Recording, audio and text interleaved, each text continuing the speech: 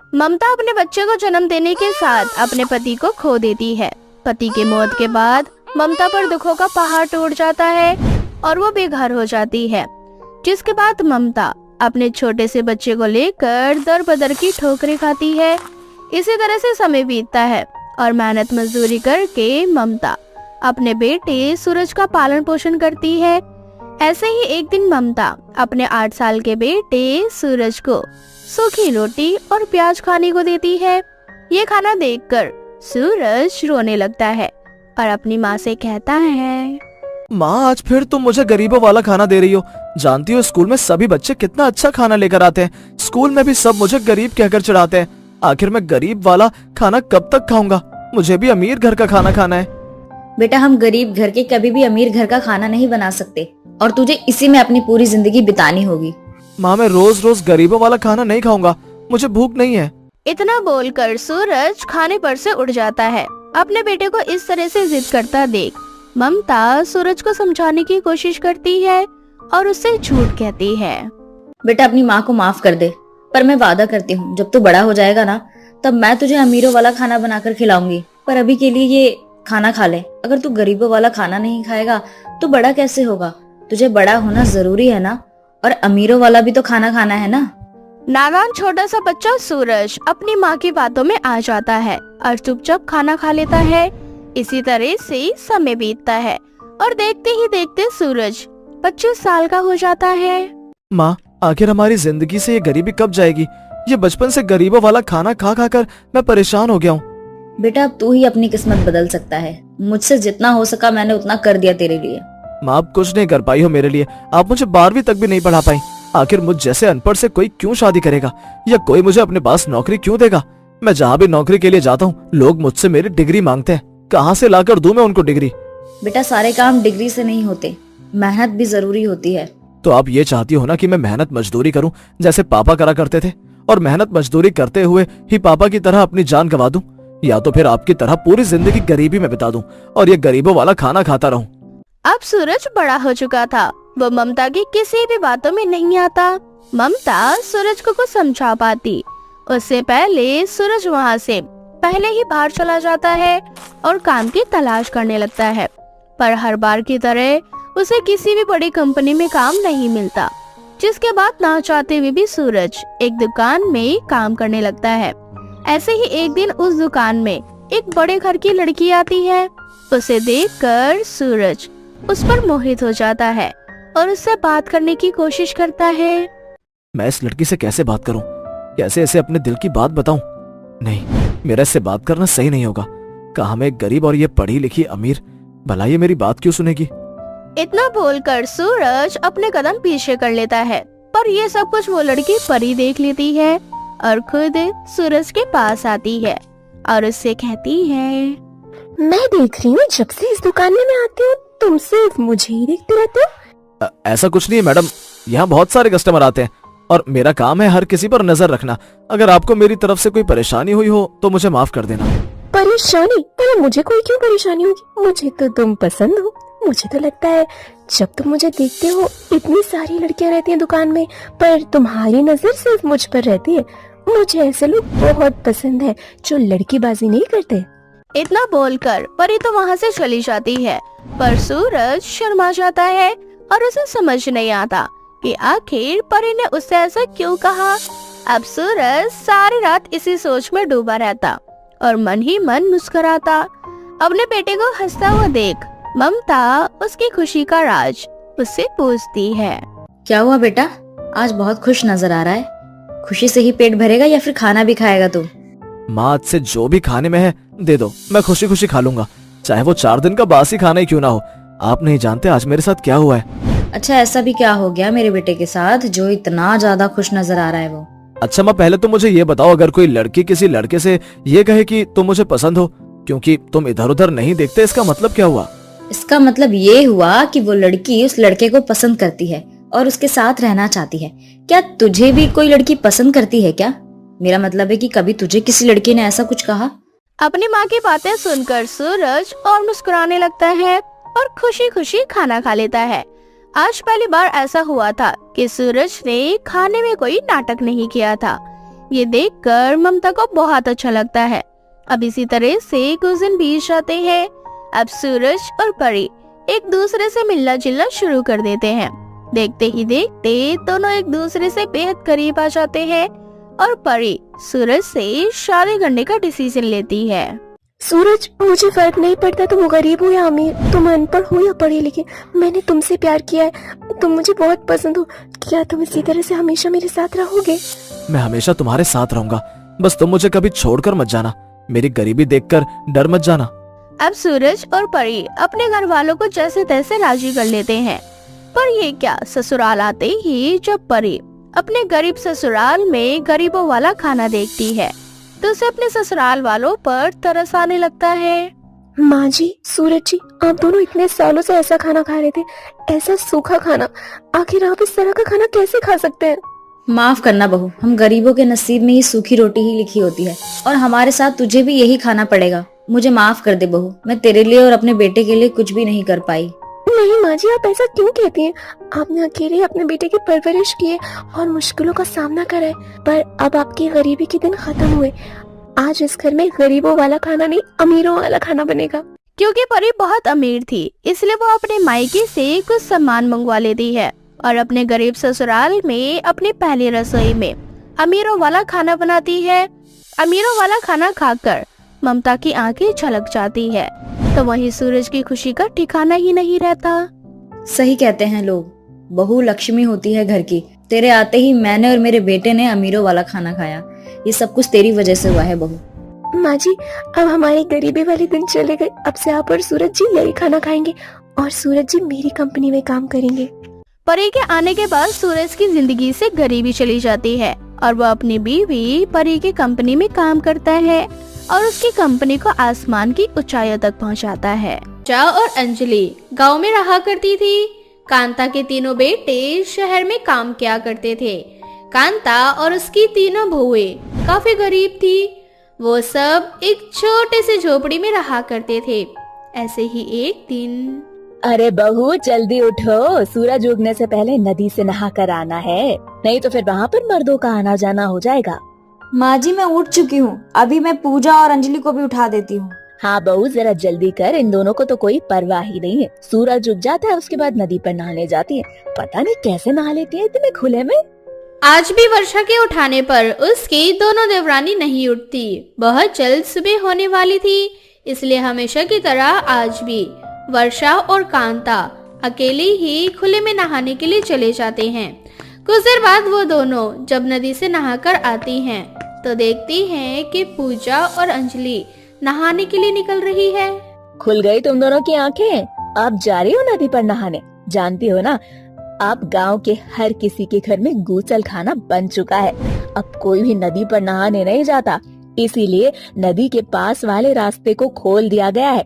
सुबह होते ही वहाँ पर मर्दों का आना जाना हो जाता है।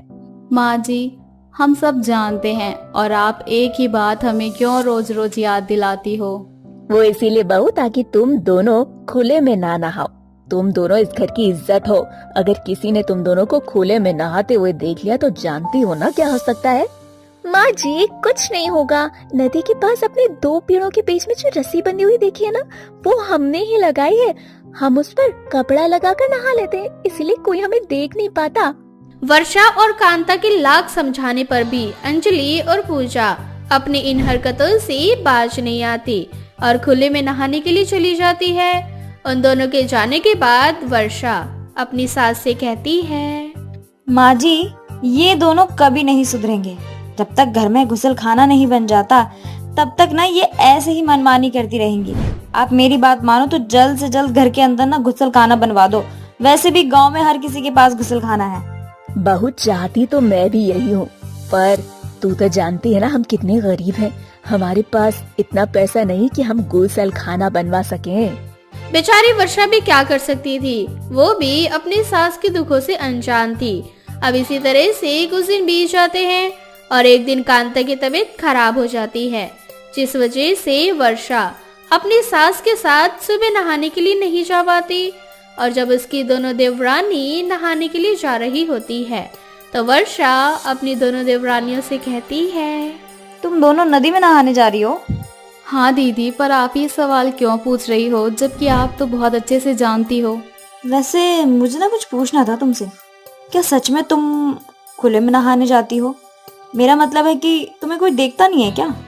दीदी, अगर आपको हमारी बातों पर विश्वास नहीं होता तो आप खुद हमारे साथ चल सकती हैं। हम दोनों कितनी सेफ्टी के साथ खुले में नहाते हैं। ठीक है, आज मैं भी तुम दोनों के साथ नहाने के लिए जाऊंगी। माँ जी की तबीयत खराब है और वो तो नहाने वाली नहीं है आज। और तुम्हें तो पता है ना कि मुझे अकेले अंधेरे में नहाने में बहुत डर लगता है।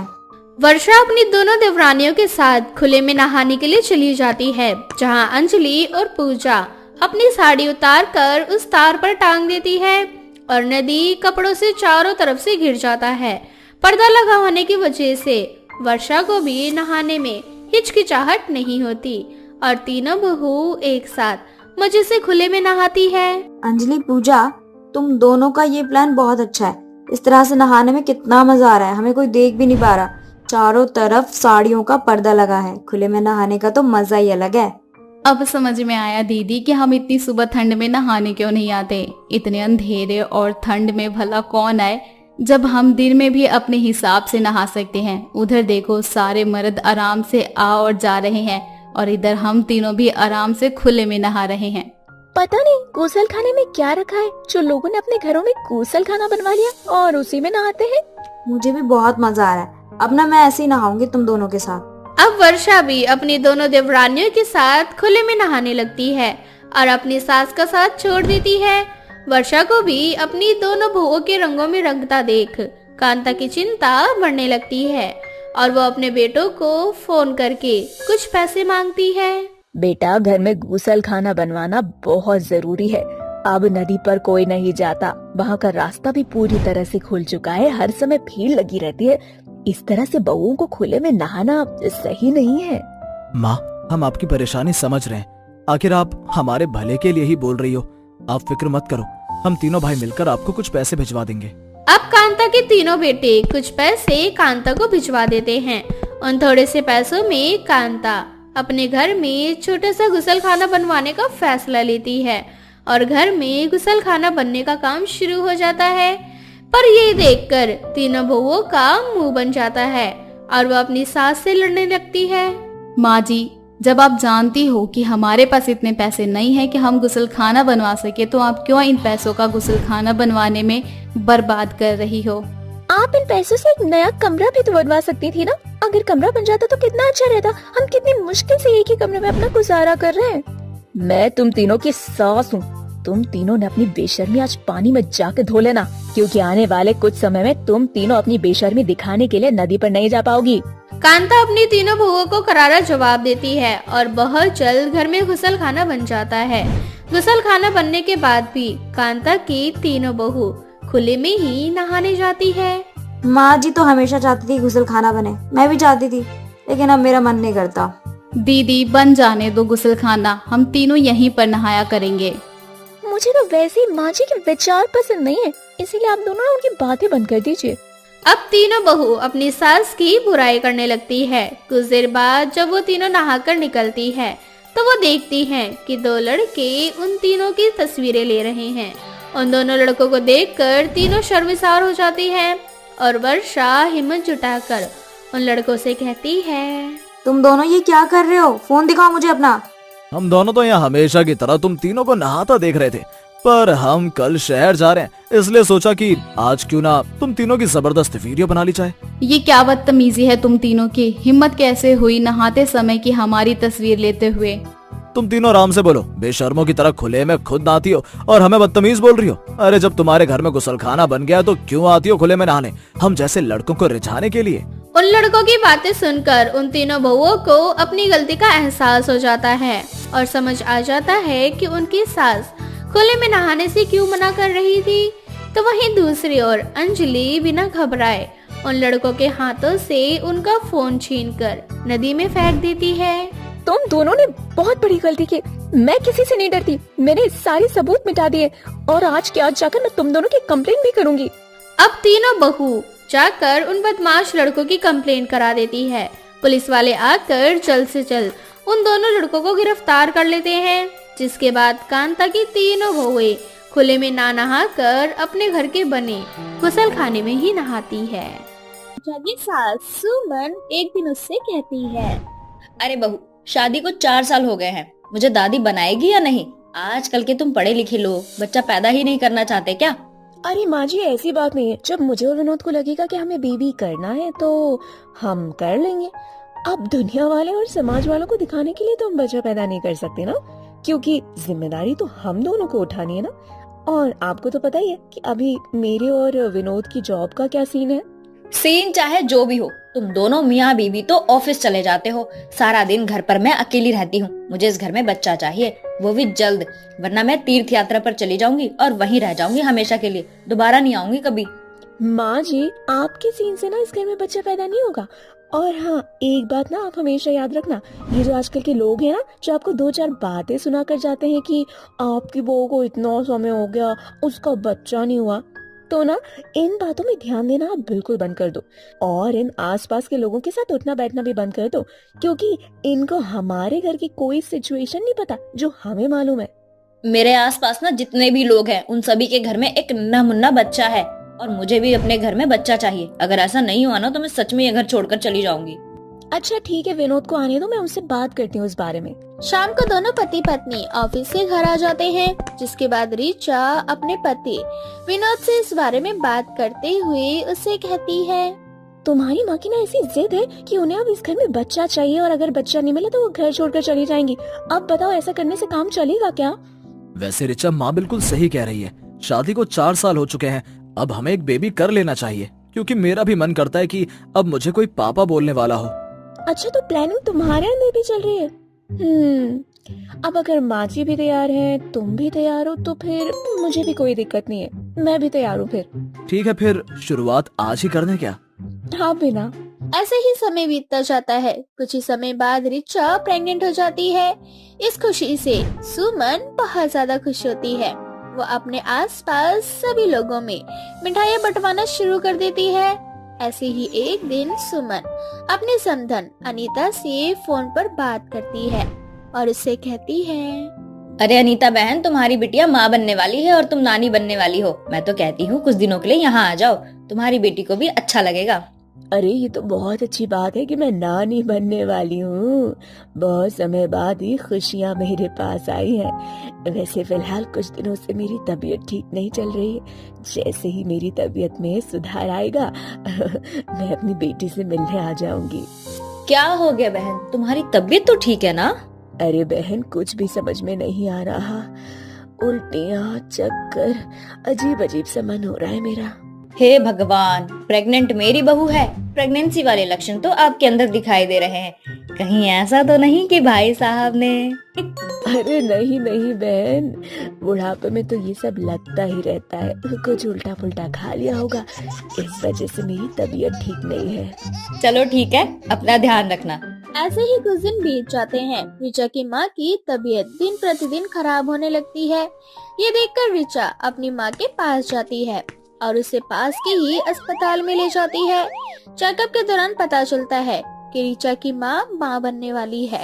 ये खबर सुनकर ऋचा को बड़ा ही अजीब लगता है। तो वहीं ऋचा की माँ अनीता को बहुत ज्यादा शर्मिंदगी महसूस होने लगती है। दोनों माँ बेटी किसी तरह से घर आ जाते हैं। घर आने के बाद अनीता रोने लगती है। तभी ऋचा उसे समझाते हुए उनसे कहती है, देखो माँ, जो होना था वो हो गया। सिचुएशन ऐसी है कि आप अब अबॉर्शन नहीं करवा सकते और आपको अब बेबी रखना ही होगा अपना। और इसमें शर्म वाली कोई बात नहीं, बच्चा पैदा करने की कोई उम्र नहीं होती।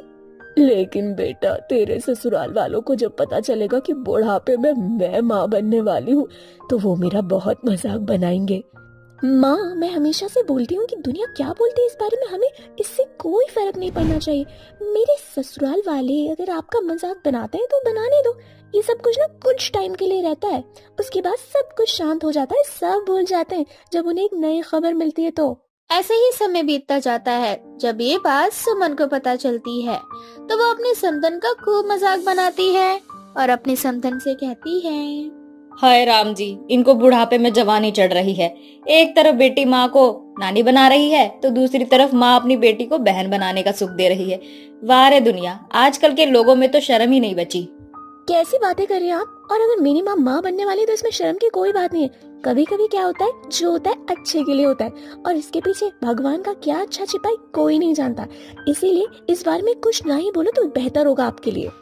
मैं क्या बोलूं, तेरी माँ को शर्म नहीं है क्या? अरे दुनिया वाले तो मजाक बनाएंगे ही, ये सब करने से पहले ना 50 बार सोचना चाहिए था उनको।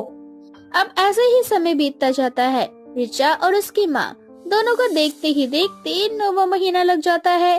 दोनों को एक ही दिन लेबर पेन होता है और दोनों को एक ही अस्पताल में एडमिट कराया जाता है। रिचा की कंडीशन बहुत ज्यादा बुरी थी। थोड़ी देर बाद डॉक्टर बाहर आते हैं और सुमन से कहते हैं, जी देखिए, आपकी बहू की हालत बहुत खराब है, हमें बच्चा और माँ दोनों में से एक को बचाना होगा। जी देखिए, मेरी बहू को बचाना, बच्चा तो बाद में भी हो जाएगा। जी देखिए, अब कोई गारंटी भी नहीं है आगे आपकी बहू दोबारा माँ बन पाए। हे भगवान, ये क्या हो गया मेरी बहू के साथ। डॉक्टर्स रिचा का ट्रीटमेंट करते हैं तो वहीं दूसरी तरफ अनीता एक बहुत ही सुंदर सी बेटी को जन्म देती है। ऐसे ही थोड़ी देर बाद रिचा का इलाज हो जाता है, जहां उसका बच्चा अभी इस दुनिया में नहीं था। जब ये बात अनीता को पता लगती है तो वो अपना बच्चा अपनी समधन को देते हुए उनसे कहती है, समधन जी, ये मेरी बेटी आप मेरी बड़ी बेटी को दे देना। बड़ी बहन भी तो माँ के समान होती है। और रिचा को कभी मत बताना कि उसका बच्चा मरा हुआ पैदा हुआ, वरना उसकी हालत बहुत खराब हो जाएगी। मुझे माफ कर देना समधन जी, मैंने आपका बहुत मजाक बनाया। आज यही बनाया हुआ मजाक मेरी बहू की खुशियों को वापस कर रहा है। इस तरह से अनीता अपना बच्चा अपनी बेटी को दे देती है और इस तरह से रिचा अपनी जिंदगी में आगे बढ़ती है। रिचा की सास सुमन एक दिन उससे कहती है, अरे बहू, शादी को 4 साल हो गए हैं, मुझे दादी बनाएगी या नहीं? आजकल के तुम पढ़े लिखे लोग बच्चा पैदा ही नहीं करना चाहते क्या? अरे माँ जी, ऐसी बात नहीं है। जब मुझे और विनोद को लगेगा कि हमें बेबी करना है तो हम कर लेंगे। अब दुनिया वाले और समाज वालों को दिखाने के लिए तो हम बच्चा पैदा नहीं कर सकते ना, क्योंकि जिम्मेदारी तो हम दोनों को उठानी है ना। और आपको तो पता ही है कि अभी मेरे और विनोद की जॉब का क्या सीन है। सीन चाहे जो भी हो, तुम दोनों मियाँ बीवी तो ऑफिस चले जाते हो, सारा दिन घर पर मैं अकेली रहती हूँ। मुझे इस घर में बच्चा चाहिए, वो भी जल्द, वरना मैं तीर्थ यात्रा पर चली जाऊंगी और वहीं रह जाऊंगी हमेशा के लिए, दोबारा नहीं आऊंगी कभी। माँ जी, आपके सीन से ना इस घर में बच्चा पैदा नहीं होगा। और हाँ, एक बात ना आप हमेशा याद रखना, ये जो आजकल के लोग हैं ना, जो आपको 2-4 बातें सुना कर जाते हैं कि आपकी बहू को इतना समय हो गया, उसका बच्चा नहीं हुआ, तो ना इन बातों में ध्यान देना आप बिल्कुल बंद कर दो। और इन आसपास के लोगों के साथ उठना बैठना भी बंद कर दो, क्योंकि इनको हमारे घर की कोई सिचुएशन नहीं पता जो हमें मालूम है। मेरे आसपास ना जितने भी लोग हैं, उन सभी के घर में एक नन्हा मुन्ना बच्चा है और मुझे भी अपने घर में बच्चा चाहिए। अगर ऐसा नहीं हुआ ना तो मैं सच में ये घर छोड़कर चली जाऊंगी। अच्छा ठीक है, विनोद को आने दो, मैं उनसे बात करती हूँ इस बारे में। शाम को दोनों पति पत्नी ऑफिस से घर आ जाते हैं, जिसके बाद रिचा अपने पति विनोद से इस बारे में बात करते हुए उससे कहती है,